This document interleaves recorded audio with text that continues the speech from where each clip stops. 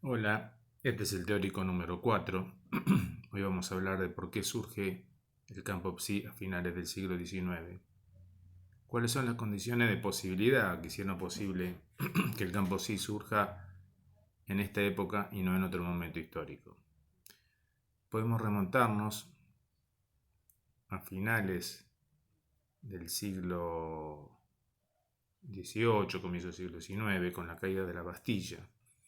Una caída que implicó una ruptura porque implica hay un momento donde el poder cambia de manos. Es el surgimiento del capitalismo moderno, el capitalismo liberal. El poder el poder económico pasa a estar en manos de la burguesía. La burguesía necesita, para afianzar su poder, crear primero un sistema jurídico que avale sus pretensiones. Sus pretensiones fundamentalmente de acumulación del capital, de la propiedad privada. Para eso crea un aparato jurídico. La democracia tal como la conocemos hoy es la democracia burguesa. El pueblo no delibera ni gobierna sino a través de sus representantes. ¿Por qué el pueblo no puede gobernar y deliberar automáticamente, sin necesidad de representantes? Es alguna pregunta. Pero se basa en esa política del discurso. También necesita, además, afianzar el crecimiento económico de base industrialista. Entonces apela a la ciencia. La ciencia, en tanto, opera como un mecanismo, como una técnica, en favor de la productividad. Producir más en el menor tiempo posible. Mayor eficacia, así se fomentan disciplinas como la física, la biología, donde hay grandes avances, que van directamente a generar condiciones de expansión industrialista, también con el descubrimiento de la electricidad, que es un descubrimiento también, no recuerdo exactamente la fecha, pero que apoya a la expansión industrialista. Entonces se establece un nexo entre el conocimiento y el poder. El conocimiento puesto al servicio del poder y el poder promueve el conocimiento. La velocidad de los transportes, la velocidad en la producción, la mejora de maquinarias. Por eso hay ciencias que se promueven como la física, ya lo he dicho, y la biología también. ¿Pero por qué también de la biología? Porque también necesita el capitalismo moderno del hombre trabajador, de la producción, porque esta producción industrialista está sostenida por el proletariado. Entonces necesita eficacia y eficiencia, que se produzca más en el menor tiempo posible. Entonces necesita, como dice Foucault, cuerpos dóciles y obedientes. ¿Cómo se hace un cuerpo dócil? Se empieza a hacer estudios de las distintas partes del cuerpo, por ejemplo de la fuerza, cómo alguien puede optimizar su fuerza, cómo puede optimizar sus recursos físicos, las horas de descanso, la alimentación. ¿Para qué? Para que pueda reproducir la fuerza de trabajo. ¿Y por qué la obediencia? Porque el trabajador, fundamentalmente, y también el burgués, tiene que estar convencido de lo que hace. Para producir más en el menor tiempo posible, tiene que estar convencido de lo que hace. En esto va la producción ideológica. Pero para esto se necesita de lo que se llama, Foucault denomina un control disciplinar. Se crean disciplinas que apuntan a fomentar este control, que está establecido a partir de las instituciones burguesas. La primera institución es la familia, después la escuela, lo que actualmente se llama el aparato ideológico del Estado, uno de los aparatos ideológicos del Estado, la fábrica, las cárceles. Bueno, las distintas instituciones sostenidas tienen que afianzar y reproducir este poder ideológico. esta convicción de lo que se está haciendo. Y tiene que también poder controlar las desviaciones, las posibles desviaciones. O sea, todo aquello que perturbe, enlentezca esta capacidad productiva. Por eso, la ciencia es una ciencia del detalle. El hombre pasa por primera vez, dice Foucault, a ser objeto de estudio científico.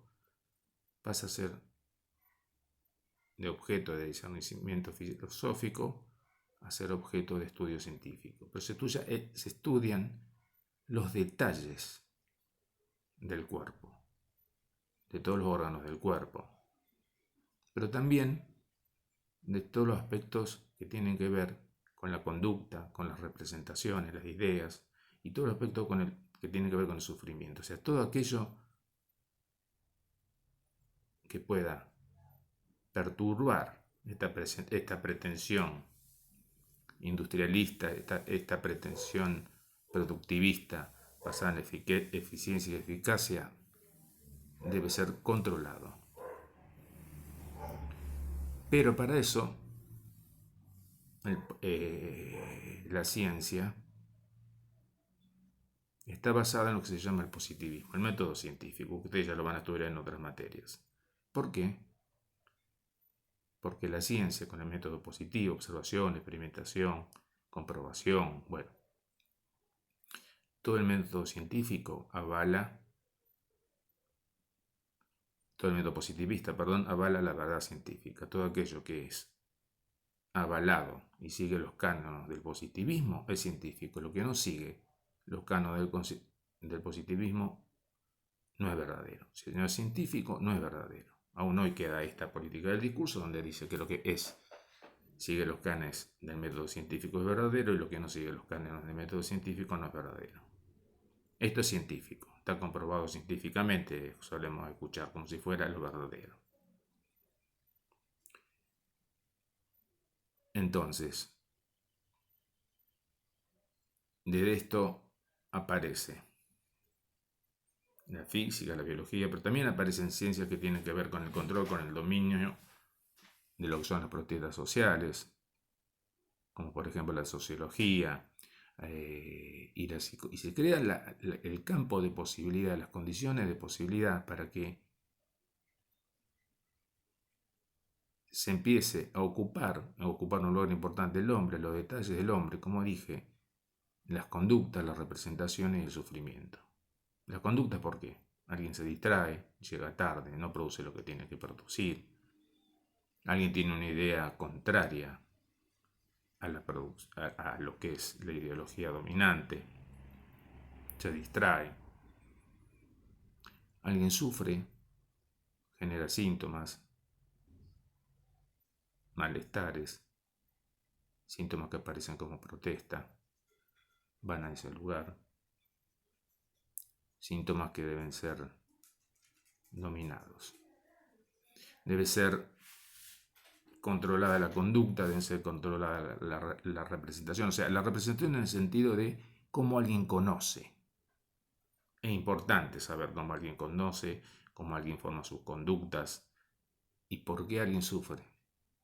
Porque conociendo cómo alguien genera sus conductas, cómo alguien construye sus conocimientos, cómo alguien sufre o por qué alguien sufre, si se conoce esos mecanismos, se puede operar sobre ellos y transformarlos en función de este dominio, en función de la eficacia, la eficiencia, en función de la productividad, de este anhelo capitalista, de la burguesía capitalista.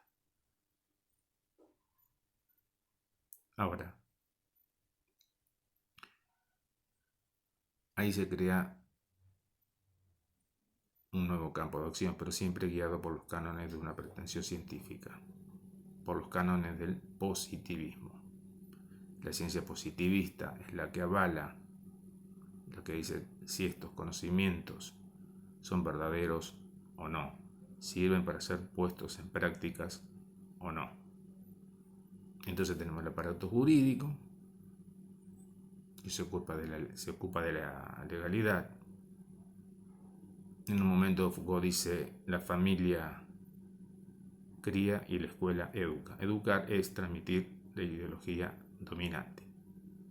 También las instituciones tienen sus contradicciones, ¿no? Porque no solo se transmite la ideología dominante, sino también se ponen en juego, se ponen en evidencia sus fallas.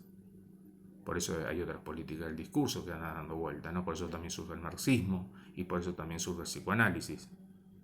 Porque una política del discurso es dominante, pero no es hegemónica, no es compacta, tiene fallas. Toda política del discurso tiene fallas. Entonces, si nosotros dominamos una conducta, podemos cambiarla. Si podemos entender, comprender científicamente por qué alguien tiene una conducta que no es apropiada, adaptada a la pretensión dominante, se puede operar sobre ellas, pero también se pueden crear conductas necesarias, adaptadas a ese sistema dominante, a esa política del discurso dominante. Si podemos conocer como el hombre conoce, también podemos lograr que conozca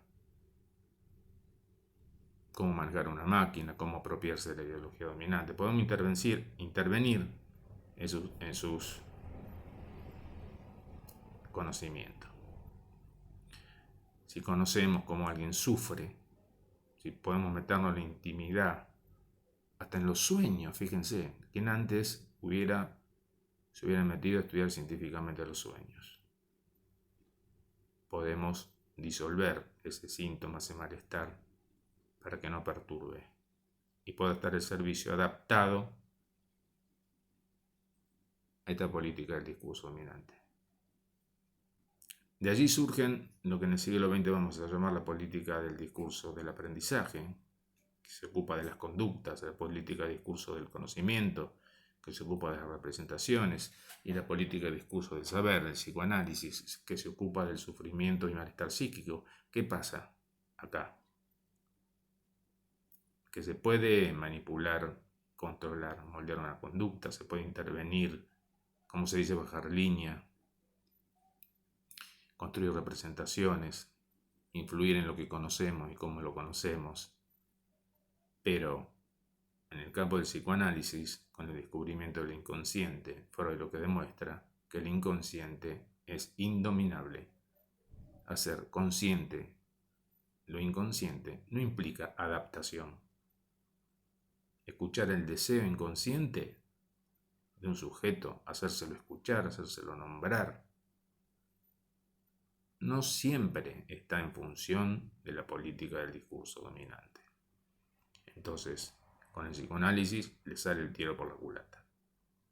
Y más aún cuando Freud después introduce eso lo vamos a estudiar después, el malestar en la cultura como núcleo central de las políticas del discurso. Es lo que no se puede dominar. O sea, lo que el psicoanálisis demuestra que hay algo que es indominable, pero que a su vez las políticas del discurso tienen que tomar de alguna manera. Claro, la política del aprendizaje toma las conductas que no se corresponden a lo esperable, a la conducta ideal, la toman como algo inadaptado, cuando la idea no es la que corresponde a la conducta, a la política del discurso dominante, es una idea falsa, errónea.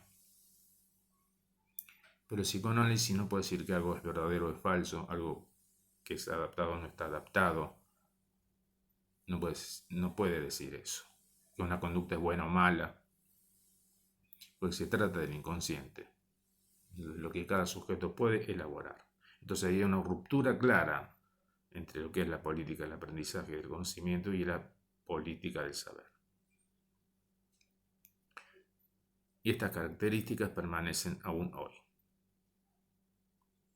Se ha atacado al psicoanálisis diciéndole que el psicoanálisis no es científico, que no sea científico porque no se rige por la norma de positivismo, porque el inconsciente no es demostrable, no es palpable, no es un objeto que se pueda comprobar en el laboratorio.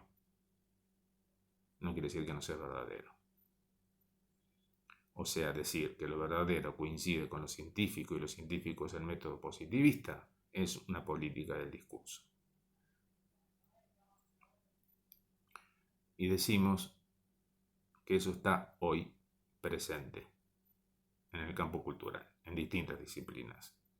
Está hoy presente, sigue presente, por más que el capitalismo supuestamente se esté transmutando, se haya pasado a la etapa del capitalismo industrialista al capitalismo financiero, al neoliberalismo, y muchos plantean que esto actualmente pueda producir también un cambio en el sistema capitalista.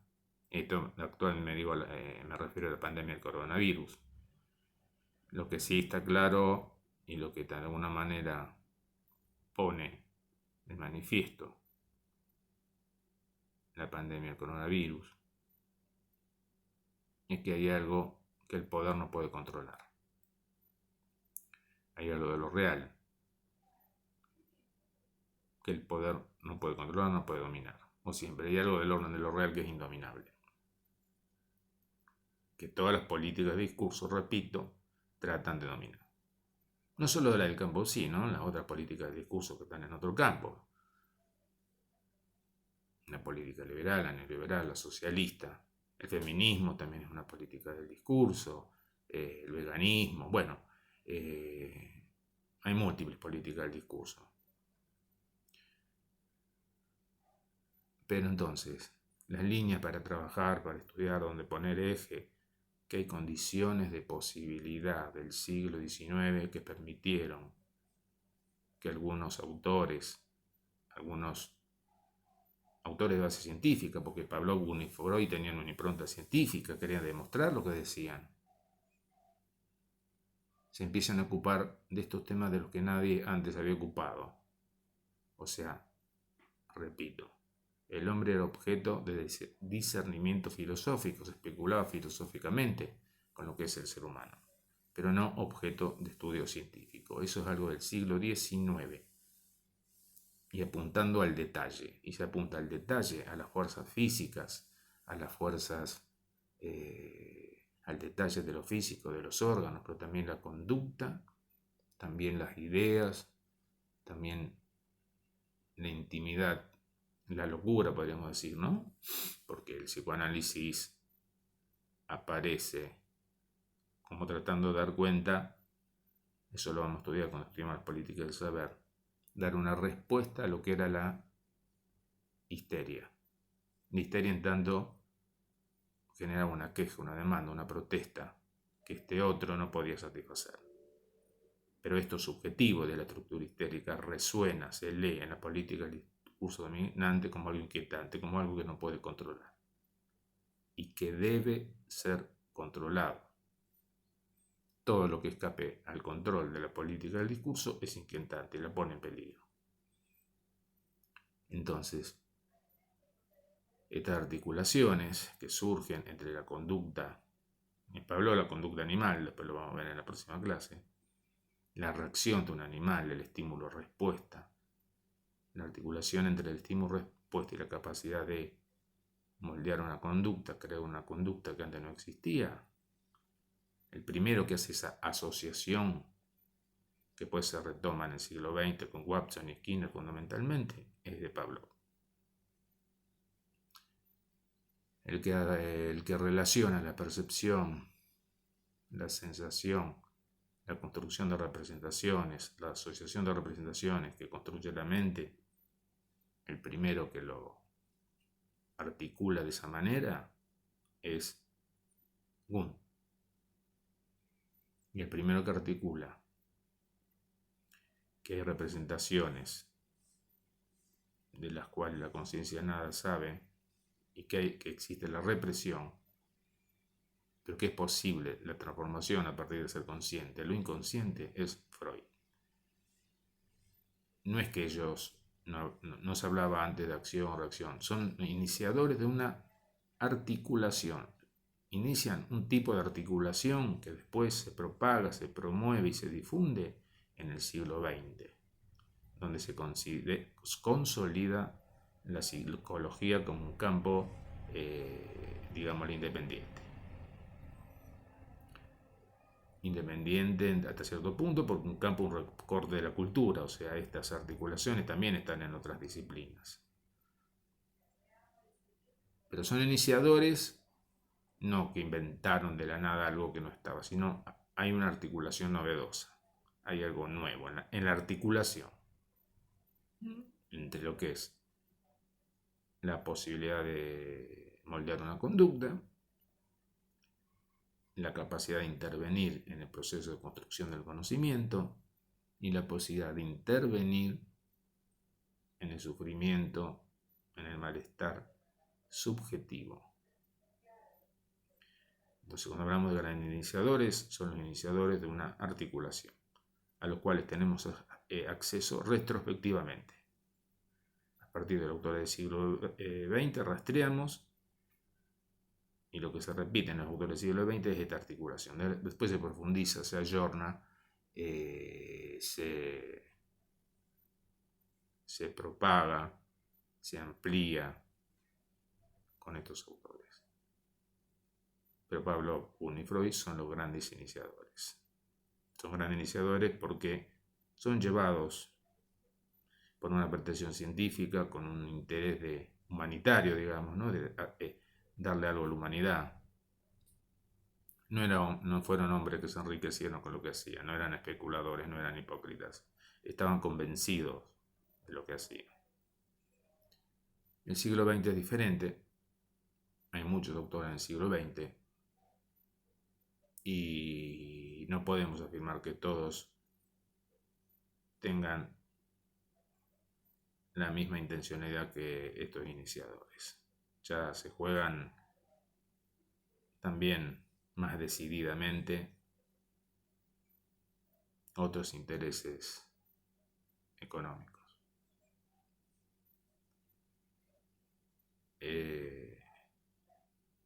No se puede hablar. Aún hoy usted escuchará en los medios de comunicación muchos psiquiatras, psicólogos hablando, y escuchen y analicen cómo está presente también la intencionalidad ideológica. No digo que Freud ni Pablo no haya abrido ideología, seguro que sí, pero estamos convencidos de que no había hipocresía. Bueno, en las próximas, una cosita más. ¿Y esto por qué fructifica? Porque produce en el siglo XX más teoría, más práctica, porque se difunde, porque el siglo XIX entraña una promesa. Como interviniendo en estos procesos de conducta, de conocimiento, de síntomas, pudiendo ordenar eso, se puede producir un progreso. Hay una promesa. En toda política del discurso hay una promesa y hay una utopía, o sea, un ideal. Bueno, son temas de los cuales vamos a seguir trabajando. Muchas gracias.